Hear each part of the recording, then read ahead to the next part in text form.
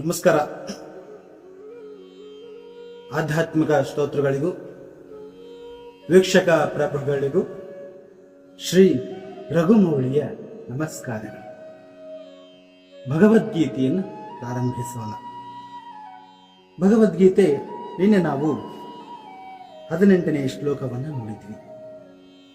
18ನೇ ಶ್ಲೋಕದಲ್ಲಿ ಅವಿನಾಶಿಯಾದ ಆತ್ಮವು ಯಾವತ್ತೂ ನಶಿಸುವುದಿಲ್ಲ ಅಂತ ಭಗವಂತನು ಹೇಳಿದ.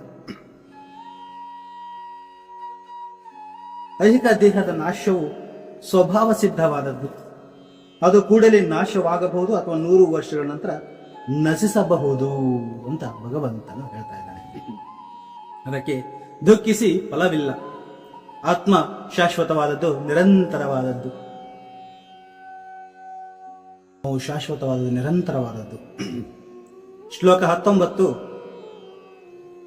ಏನಂ ವೆತ್ತಿ ಹಂತಾರಂ ಯಶ್ಚೈನಂ ಮನ್ಯತೆ ಹತಂ ಉಭೌತೋ ನ ವಿಜಾನಿತೋ ನಾಯಂ ಹಂತಿನ ಹಣ್ಯತೆ. ಮತ್ತೊಮ್ಮೆ ಈ ಶ್ಲೋಕವನ್ನ ಕೇಳೋಣ. ಶ್ಲೋಕ 19.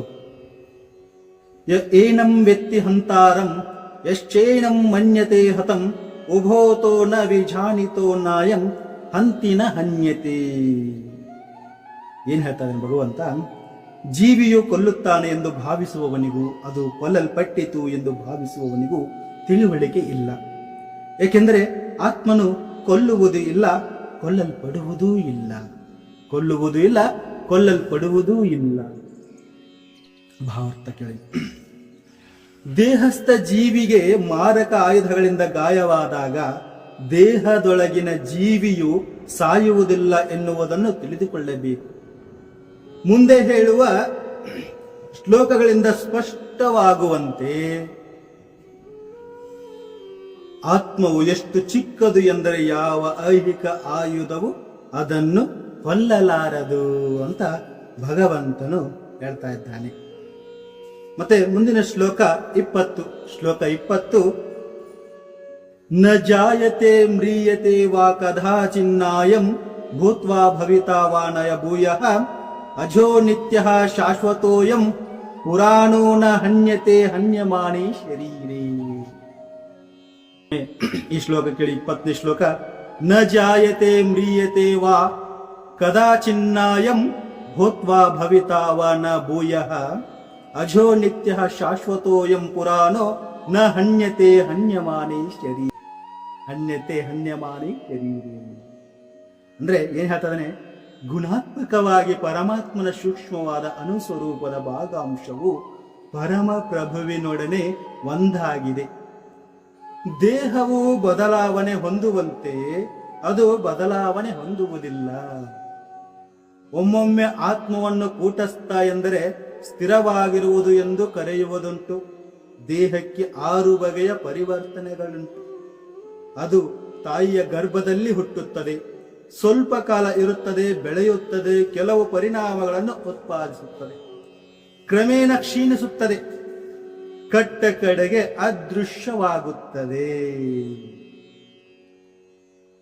ಆದರೆ ಆತ್ಮವು ಇಂತಹ ಪರಿವರ್ತನೆಗಳಿಗೆ ಒಳಪಡುವುದಿಲ್ಲ ಅಂತ ಭಗವಂತನು ಹೇಳ್ತಾ ಇದ್ದ. ನೋಡಿ, ಕಠೋಪನಿಷತ್ತಿನಲ್ಲಿ 1ನೇ ಅಧ್ಯಾಯದ 2 ಮತ್ತು 18ನೇ ಇಂಥ ಶ್ಲೋಕ ಒಂದು ಭಾಗವನ್ನ ಕಾಣ್ತೇವೆ. ಏನ್ ಹೇಳ್ತಾನೆ ಕಠೋಪನಿಷತ್ನಲ್ಲಿ? ನ ಜಾಯತೆ ಮ್ರಿಯತೆ ವಾ ವಿಪಶ್ಚಿನ್ನಾಯಂ ಕುತಶ್ಚಿನ್ನ ಬಭೂವ ಕಶ್ಚಿತ್ ಅಜೋ ನಿತ್ಯ ಶಾಶ್ವತೋಯಂ ಪುರಾಣೋ ನ ಹನ್ಯತೆ ಹನ್ಯಮಾನೇ ಶರೀರೇ. ಈ ಶ್ಲೋಕದ ಅರ್ಥ ಮತ್ತು ತಾತ್ಪರ್ಯಗಳು ಭಗವದ್ಗೀತೆ ಶ್ಲೋಕದ ಅರ್ಥ ಮತ್ತು ತಾತ್ಪರ್ಯಗಳೇ ಆಗಿದೆ. 2 ಅರ್ಥಗಳು ಒಂದೇ ತರನೇ. ಅಂದ್ರೆ ಏನ್ ಹೇಳ್ತಾ ಇದ್ದಾನೆ? ಆದ್ರೆ ಈ ಶ್ಲೋಕದಲ್ಲಿ ಒಂದು ವಿಶೇಷ ಶಬ್ದವಿದೆ, ವಿಪಶ್ಚಿತ್. ಹೀಗೆಂದ್ರೆ ವಿದ್ವತ್ಪೂರ್ಣವಾದ ಅಥವಾ ತಿಳುವಳಿಕೆಯುಳ್ಳ ಎಂದರ್ಥ. ಆತ್ಮಜ್ಞಾನದಿಂದ ತುಂಬಿರುತ್ತದೆ ಅಥವಾ ಸದಾ ಪ್ರಜ್ಞೆಯಿಂದ ತುಂಬಿರುತ್ತದೆ. ಆದುದರಿಂದ ಪ್ರಜ್ಞೆಯು ಆತ್ಮದ ಲಕ್ಷಣ. ಆತ್ಮವು ಹೃದಯದಲ್ಲಿ ನೆಲೆಸಿರುತ್ತದೆ. ಆತ್ಮವು ಹೃದಯದಲ್ಲಿ ನೆಲೆಸಿರುತ್ತದೆ.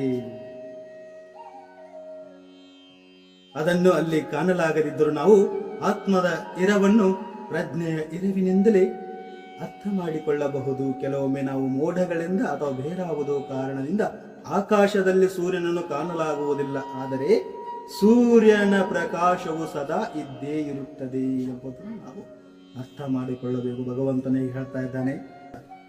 ಆಧ್ಯಾತ್ಮಿಕ ಸ್ತೋತ್ರಗಳೇ, ಭಗವಂತನು ಅರ್ಜುನನ ಮುಖೇನ ಭಗವದ್ಗೀತೆಯನ್ನ ಬೋಧನೆ ಮಾಡ್ತಾ ಇದ್ದಾನೆ.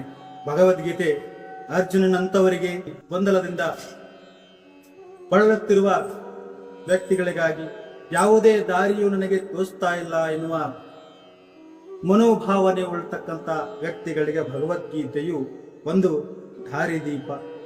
ಯಾಕಂದ್ರೆ ಪ್ರತಿಯೊಬ್ಬರಿಗೂ ಒಂದು ಮಾರ್ಗವನ್ನ ಕರುಣಿಸುವಂತ ಈ ಭಗವದ್ಗೀತೆ ಸದಾ ಎಲ್ಲರಿಗೂ ಮಾರ್ಗದರ್ಶಕ. ಪ್ರಿಯವಾದ ಭಗವದ್ಗೀತೆ ಸಾಮಾನ್ಯವಾದುದಲ್ಲ, ಸಾಕ್ಷಾತ್ ಭಗವಂತನೇ ಬೋಧನೆ ಮಾಡ್ತಾ ಇದ್ದಾನೆ.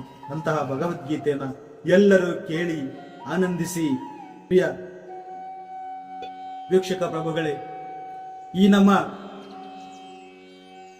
ಭಗವದ್ಗೀತೆ ನಿಮಗೆ ಇಷ್ಟ ಆಗಿದೆ ಅಂತ ಅನ್ಕೊಂಡಿದ್ದೀನಿ.